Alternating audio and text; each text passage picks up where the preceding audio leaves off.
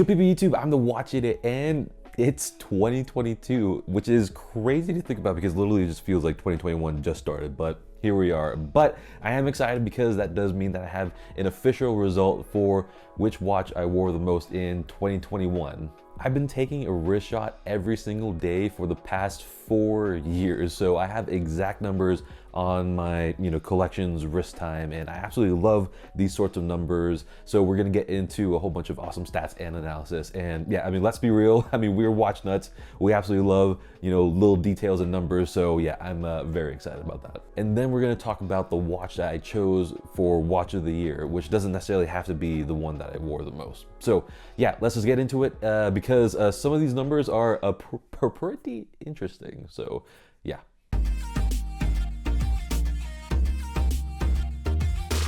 Okay, so first off, I just wanted to say, I mean, thank you all so much for making 2021 such an awesome year. I mean, back in March when I posted my first video, I never thought that I would be, sitting here with over 5,000 subscribers. So yeah, just so much support from everyone who watches the channel. I mean, yeah, I mean, it really is the support and the comments from all you guys out over there that makes putting in so much time and effort into making these videos all worth it. Like seriously guys, I absolutely love talking about watches, so it really means a lot to me to be able to talk with all of you over there. And yeah, I mean, I've gotten to also know so many of you as well, so yeah, I mean, it's always great to make new watch friends. So yeah, once again, thank you all so much for an unforgettable 2021. And yeah, we just got started in 2022, so we're gonna make this year even better with even better videos and watches. And of course, if you guys have any suggestions about what kind of things you want to see on the channel in the coming year, I mean, let me know. I mean, write down in the comments over here what you want to see. Okay, and drum roll. So the watch I wore the most in 2021 was my absolutely beloved Seiko SNE 569 P1. And I mean, my God, I love it so much. And the official number for the number of times worn was 35. Yeah, I mean, it's probably much lower than what you were expecting from the watch that I wore the most over the course of a year, and it's lower than what I expected as well. But this year was a little bit different because I had to spend time wearing watches that I was going to review, just to get to understand them or to get reacquainted with them.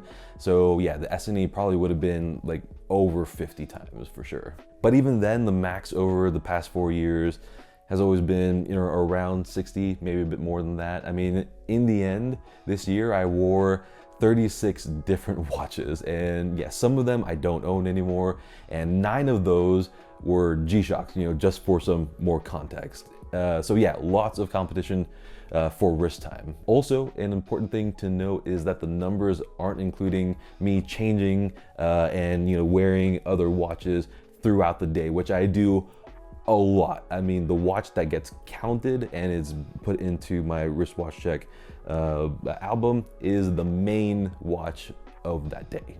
Okay, so next up in the number 2 spot is my Black Bay 58 925 at 33 times worn. And I also do have to note that a huge chunk of that was during my honeymoon period. And number 3 is my Laurier Hydra Series 2 at 23 times.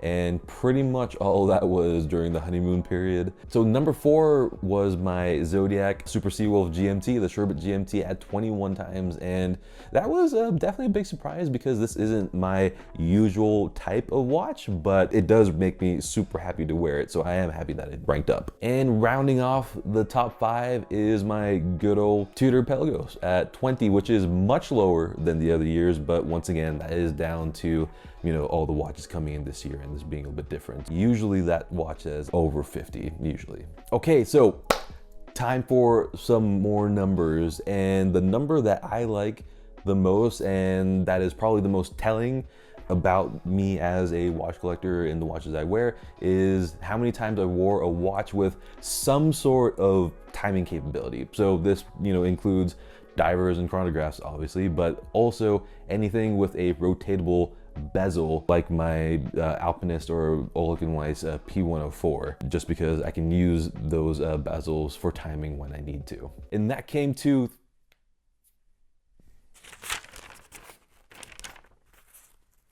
337 times, so 92.3% of the year. Yeah, like I've said before, I mean, I love timing all sorts of useless things, and clearly it was proven. And actually last year was even more skewed. That number was actually 96.7% of the year in 2020. And so for the time only side, that number was higher this year pretty much only because of the 11 days that I spent with my awesome Saint Martin SN021, the 1016 homage. And yeah, which is, by the way, the same amount of days I spent with my Black Bay 58 Blue. But so yeah, that's why I find it, you know, hard to spend, you know, any money on time only watches, despite how much I actually like them, conceptually or not. So moving on from that, 219 days, which is 60% of my wrist time, was taken by specifically divers, which makes sense because, you know, they are definitely my favorite type of watch. And also the super bizarre thing was that in 2020, I wore divers a total of 219 days as well, which is just crazy that it ended up being the exact same number. And as for how much wrist time my top 5 watches took, that's 132 days, 36.2%, which is definitely low in general. I mean, in other years it would have been much higher, but, you know, once again, that's just down to watches being reviewed. And, you know, just for more context, you know, there were 13 watches with days worn in the single digits, but all those watches put together comes up to 75 total days, which is 20.5% of the year. Now we're gonna look at the size of the watches, and for this I'm gonna disregard G-Shock just because in my mind I don't really wear them or even see them based on their actual dimensions on paper, because they're G-Shocks. They are what they are. Okay, so first off, 42 millimeters and over, and that was 79 days, which is 21.6%. And then for 40 millimeters and below, that's 232 days, 63.6% of the time. So yeah, I mean, it's pretty clear that I like smaller size watches, but, you know, I do enjoy bigger watches as well, because, you know, especially like if that larger size, you know, there's a purpose behind it. Like the Pelagos and the Speedmaster, they're 42 millimeters, and it makes sense that they're 42 millimeter watches, even though the Speedy doesn't really wear like a 42 millimeter watch, wears a little smaller, but, you know, it is what it is. Okay, so now I'm just gonna switch gears a little bit and go into the brands that I wore.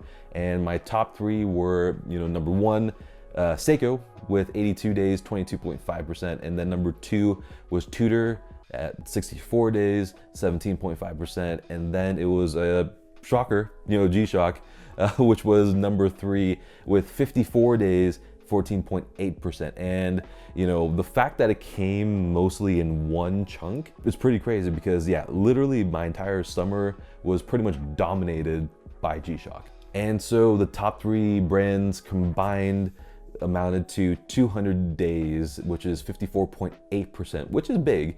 And, you know, in the end, Seiko and Tudor are, you know, 2 of my favorite brands. I mean, missing though is Omega, which had a better showing last year because they took the 3rd spot with 39 days, 10.7%.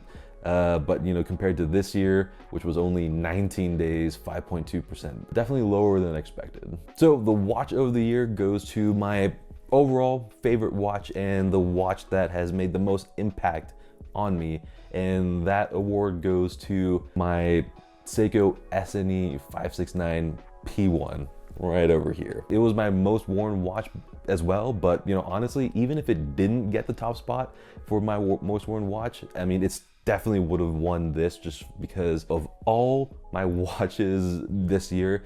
This has been my go-to, even though I got it, you know, sometime in August. It was like the one watch that didn't put me off in any way at all. I mean, like every single time that I wore this watch, it felt like I was just like wearing my favorite pair of jeans or something like that, you know, if I own jeans. But yeah, to this day and right now, every single time that I see it on my wrist, it just makes me so happy. I mean, but it's a different kind of happy compared to when I wear my Zodiac Sherbet GMT and my Alpinist. I mean, it makes me happy to see something that's just so close to perfect in terms of, you know, what I want in a watch. You know, like I said in the review, you know, the gray bezel black dial combination is just pretty much perfect for me.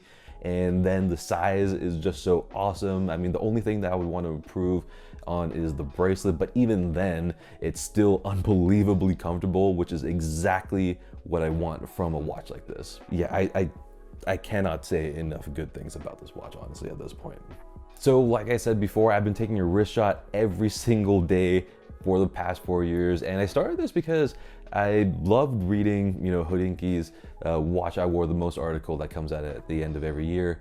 And, you know, I used to think, you know, how awesome would it be if I knew exactly how many times I wore each of my watches. So I started in 2018, and ever since then, I've had exact numbers on my watches, and there's actually way more to it than just that. I mean, I really also got to understand, you know, the patterns and got hard data on the kinds of watches I wear, and it absolutely helped me, you know, with my purchase decisions and also to decide, you know, which watches I should sell.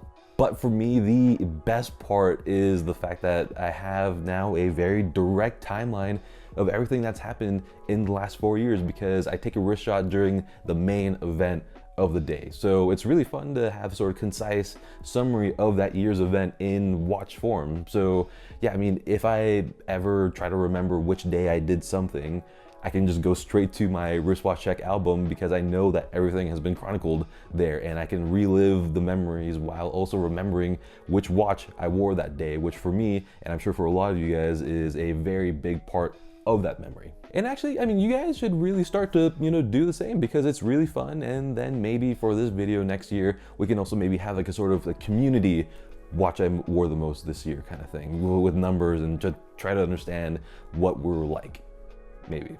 So there you have it, 2021 in review. I mean, it was an amazing year, and that's like all thanks to all you guys watching and supporting the channel. It's been amazing, you know, to get to know all of you, and yeah, just to like grow this community with you guys ever since I started in March. So yeah, I mean, if you enjoy the video and enjoy the channel, you know, hit the like button on this video. And if you haven't already subscribed, or, you know, maybe you just forgot to do so, hit the subscribe button as well while you're at it, because, you know, all that helps the channel a bunch, which means, you know, even better videos for all of you guys in this coming year over here. So yeah, until the next video, good day.